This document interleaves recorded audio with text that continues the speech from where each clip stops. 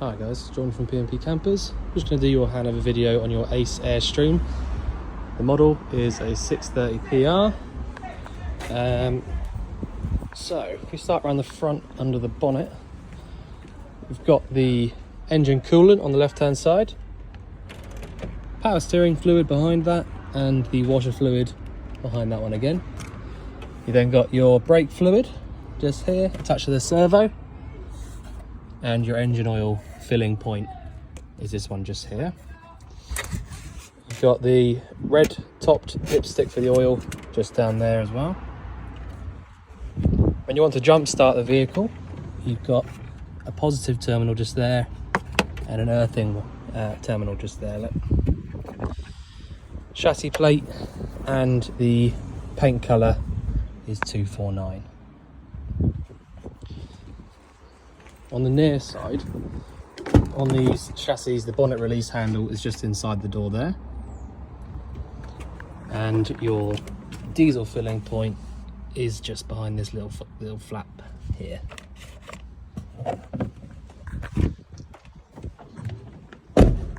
Obviously then got the habitation door, which comes up and opens up on this little gas strut here, and that holds it out in place, and the D-bar lock there as well. Gas locker, so you've got space for two of these 6 kilo propane bottles in here if you need them, and your drop out hole with nothing covering it up is there. To turn the bottle on, you go anti-clockwise round to the left. To turn it off, go clockwise round to the right. So I'm going to leave it on for the moment because I've got a few bits working. 2023 is the date on the hose there, so that's a brand new hose, so you need to replace that by 2028, and the rest of that is all just regulator, so you haven't got to worry about any of that. Just literally turning it on and off as and when you need it, and make sure you turn it off before you start driving. Down below this locker, you've got your wastewater drain off point. The freshwater drain is inside the tank, which is just under the cover inside the habitation door. In this locker here, we've got your leisure battery that sits just underneath this cover here. Solar controller, which is this part just over here on the right, and the back for your external gas point. You've then got on the left hand side here your battery charger, which is your 240 volt battery charger, and the isolator switch for that underneath there. Also got your awning winder in this cupboard, and the carpets. They're obviously all made to measure as the vehicle was manufactured. Up above here, obviously you've got your awning as well, your wind out awning, which is quite nicely fitted inside the sort of gap there on the body. At the back, we've got your bike rack. So it's a 2 bike rack. You can, if you wanted to, extend these out and make them 4 bike rack. You just need to put 2 more rows of the rungs on and 2 more arms for the top. So that can be done. This vent just here is for your boiler. So if you've got the boiler lit up on gas, you should be able to feel warm air pumping out through there. And you can just about see your reversing camera up there as well. Also factory fitted. So you've got the hookup plugged into the vehicle at the moment. And the reason I've done that is just to give it all a good charge up, and also so that I can show you a few bits working on the mains electric as well. You've got your 2 fridge vents just here. You shouldn't ever need to take them off really, but it's just in case you ever need to get to any of the back of the fridge. Freshwater filling point. That comes away nice and easy. And then your toilet cassette locker. So you've got a freshwater flush, so you haven't got any flush fluid to worry about. You can just literally, as long as you've got a little bit of fresh water in the tank, you can flush the toilet. Other than that, it's just a case of lifting up on the little yellow handle, pulling the cassette out, and then you can pull it all the way out. All you need to know from there really is 2 things.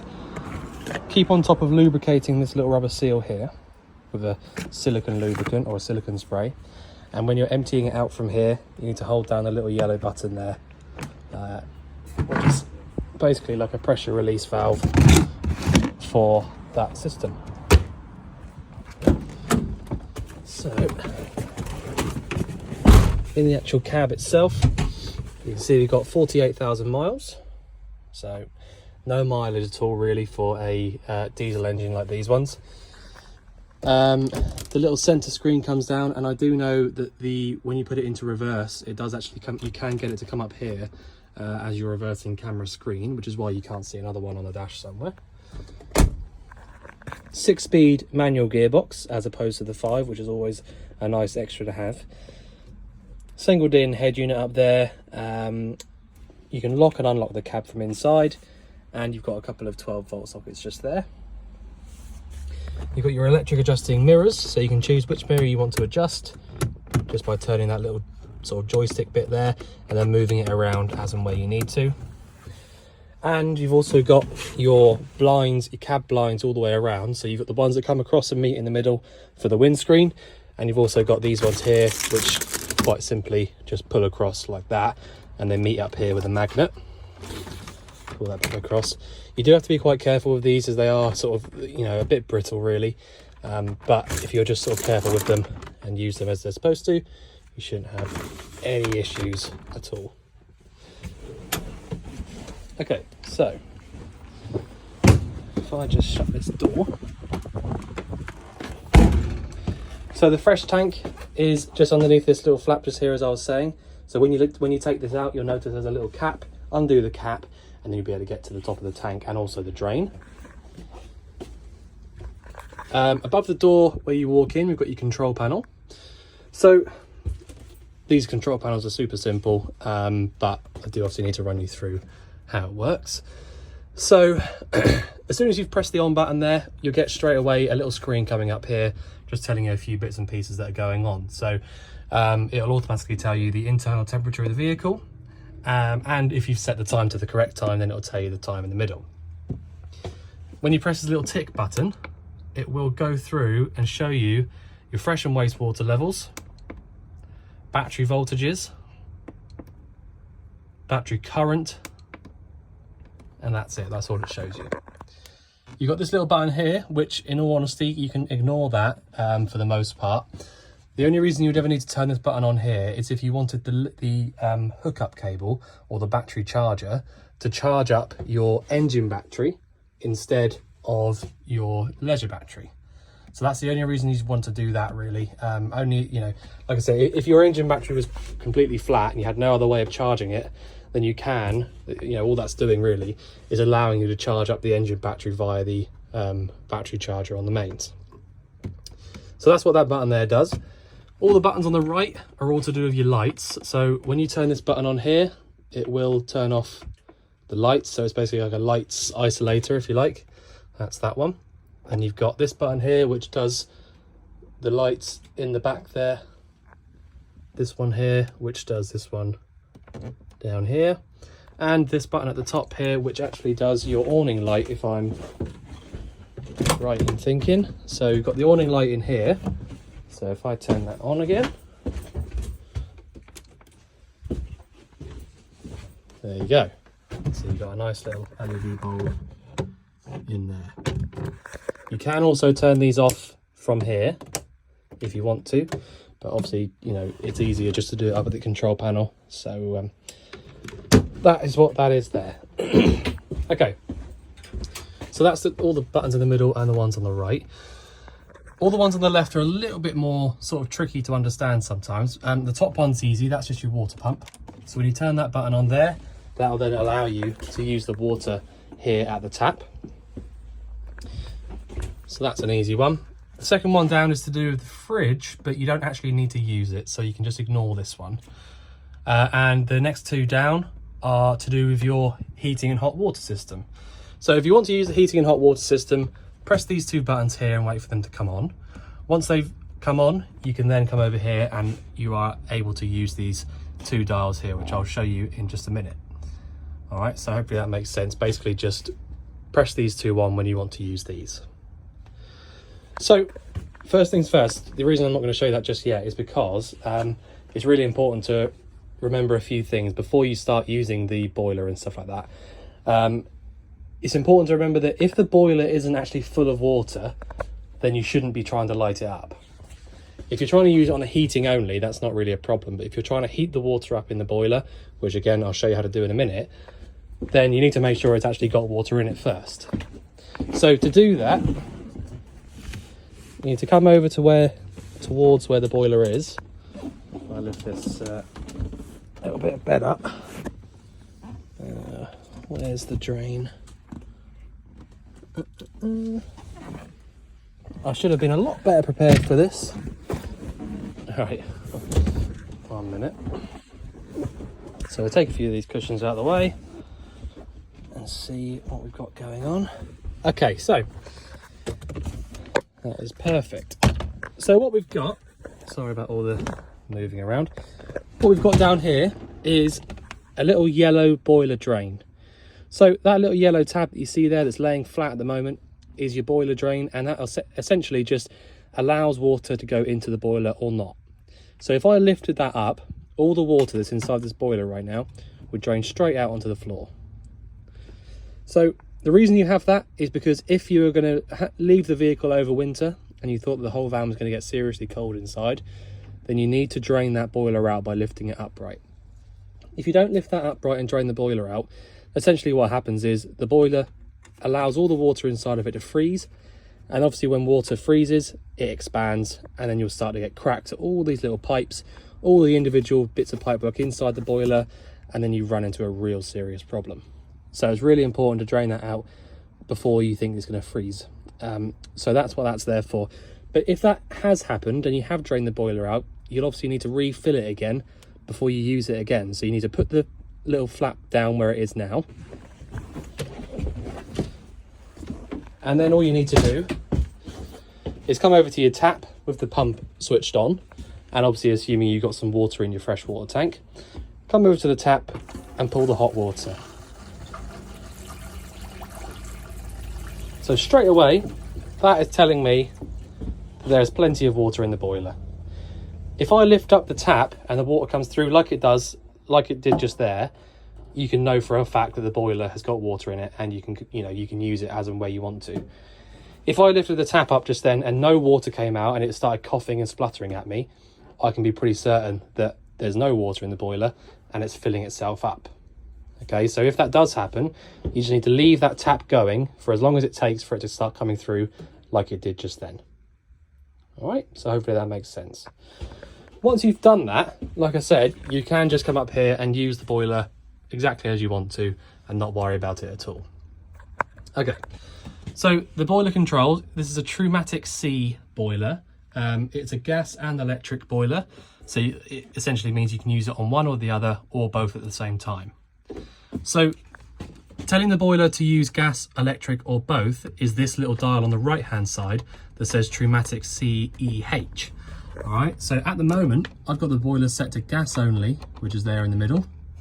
If I wanted electric only, I'd go up 1 or up 2, and that's just basically 4 amps or 8 amps. Back down to gas, or I can go gas and electric, or gas and a bit more electric. Okay, so that's just telling the boiler what energy to use. So at the moment, I'm going to leave it on just gas. The one to the left of it, the one that just says Trumatic C, is telling the boiler what to actually do. So if I go up 1 to 40, that's 40 degrees of hot water, or up 2 will give us 60 degrees of hot water, and that's hot water only. Okay, so after sort of 10 seconds or so, the boiler will light itself up, and whatever water is inside of it will warm up to whatever temperature you've set it to. Okay, so at the moment, the boiler is going to be working on gas only, and it's going to heat the water up to 60 degrees. Okay, so that's how that's working. If we go back down to the middle on this one, that'll turn the boiler off.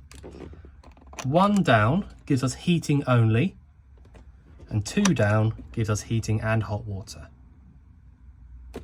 All right, so hopefully that makes sense.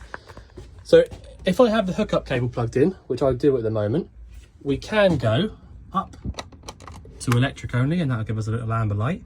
And so at the moment, we've got heating and hot water on electric only. So fingers crossed that makes sense. For the most part, people will just leave it down on gas because that's kind of really is the sort of best way to use it in general, because the longer you leave any kind of heater or boiler without lighting up on gas, the more kind of spider webs get built up inside of it, dirt, all that sort of stuff, and that's when you sort of run into problems. So if you can just use it on gas, you know, as often as you can, then you'll stop any sort of, you know, issues in the future, if you like. Okay, so that is the boiler system up there. The cooker is pretty straightforward again, really. All you really need to know, it works exactly as any household cooker would.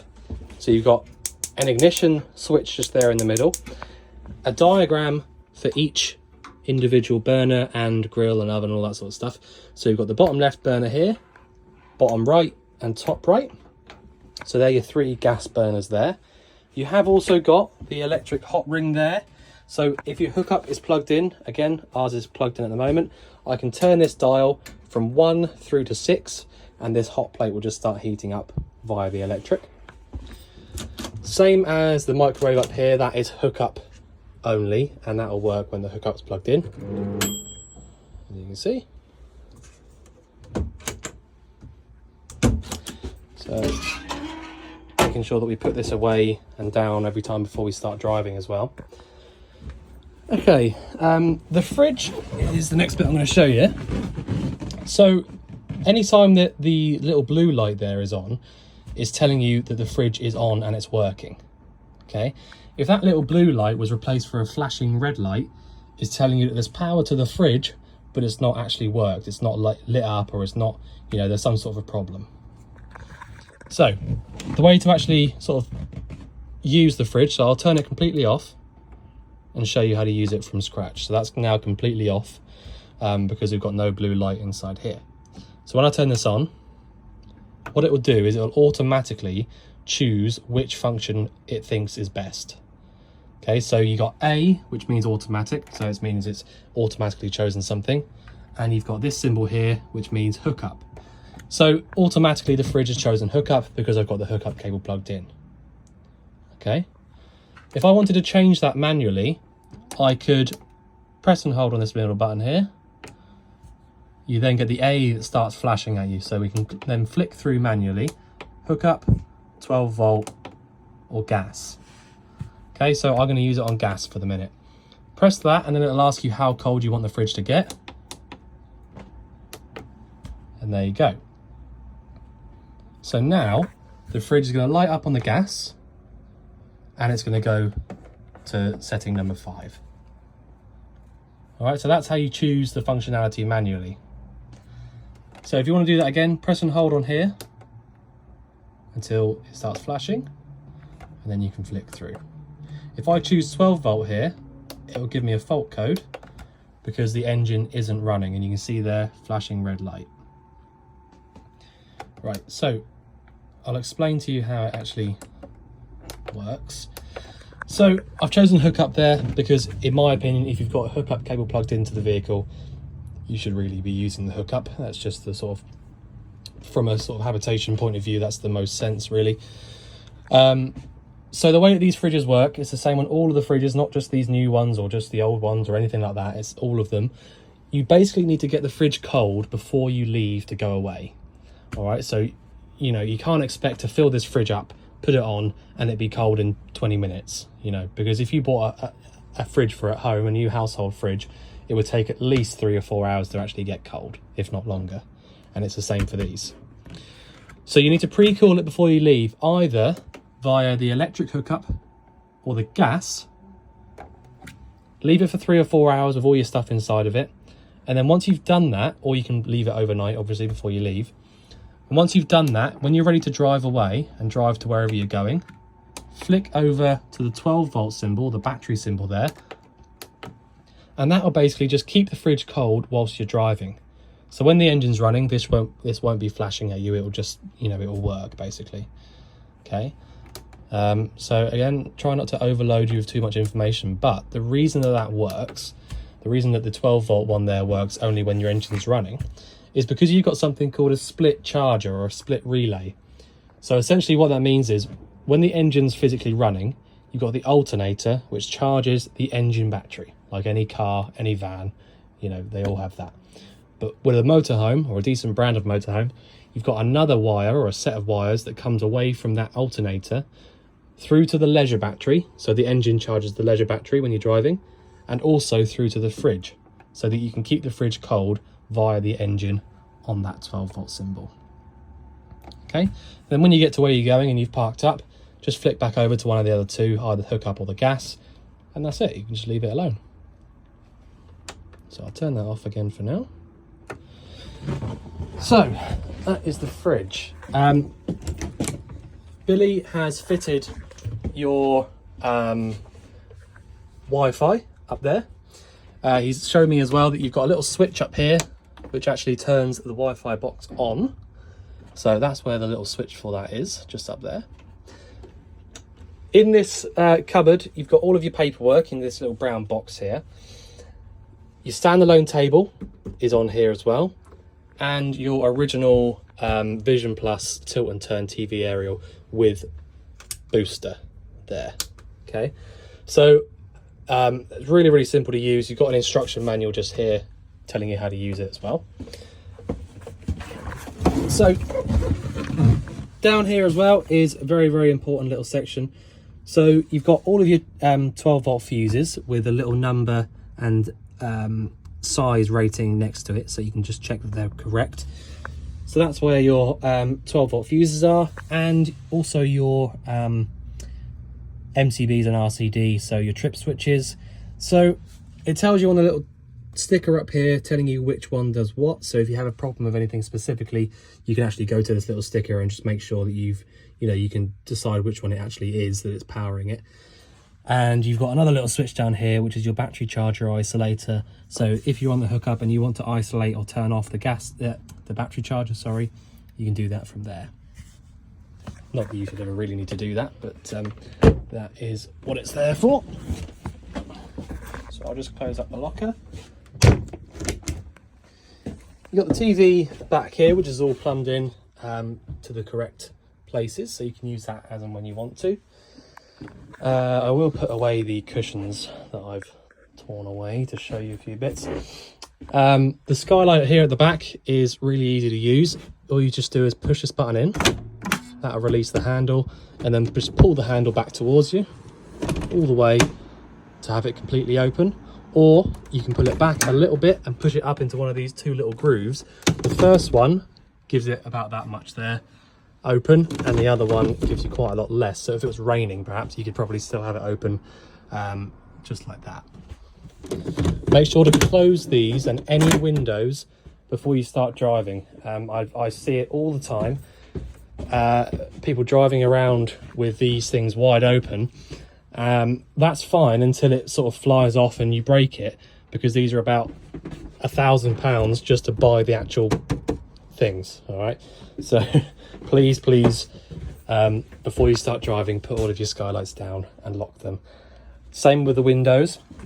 The big problem with the windows, they're not exactly as expensive as the skylights, but you will be looking to wait for around 3 months to get a new one. So please just be careful with all your windows and anything like that. So I just thought I'd mention that. The way the windows work, just sort of briefly, they're pretty straightforward, but you undo all of these little handles, loosen off these little dials up here, just a little bit, and then you can push the window out as and where you want it. You can just basically choose how far you want it to be open. When you've decided how far you want it open, just tighten these little handles up both sides, and then the window will stay at that height. Putting it away, loosen them off again, and then lock these up. I realise I'm not the best at doing these videos while showing, but I'm trying my best. The blinds are also very, very simple. All you've got is basically a fly screen here and a blackout blind in front of it. The fly screen you pull down, you kind of have to, it's a bit awkward, well, difficult to explain, but to get it to come up and go and lock into place, you've got these little sort of nodules here, look, So to get it to actually lock in at the bottom, because if you just pull it down and let go, it'll just fly back up. So you need to pull it down and just sort of push forward like this. And that gets it in that little ridge. All right, same for taking it out, just pull backwards a little bit. And that allows it to go back up. Same for the blackout blind there. Pull it back a little bit. There is a real knack to doing that and you'll get it really quickly. Just thought I'd mention that. So I'll put that cushion back in there and then I'll just show you in the bathroom, because that's the bit that I've forgotten, like I always do. Okay. Right, so the bathroom. So a nice good sized bathroom in these Ace vehicles. So you've got the little shower screen that comes around like that. Just have to sort of loosen it off from this part. It's just for stopping it flying open when you're driving and making a racket. Two-way mixer tap for the sink, so that's just hot and cold. Same for the shower. There will be a light switch in here as well. There you go. So you got nice LED lights in here. The only thing I need to show you really is the toilet. So the toilet's really simple to actually use. All you've literally got is a flush button here. So that pumps around the flush fluid. And a drain to go into the cassette. So if I pull on that, that's opened up the flap there. And that's closed it back over. Okay, so that is literally all you have to do. The only thing I will say is, if you ever try to take the cassette out from outside and realise that it's not coming out when it's sort of locked in position, that means that you've got the flap there in the open position. So if you don't close that flap back over, it'll be locked and you won't be able to take it out without breaking it.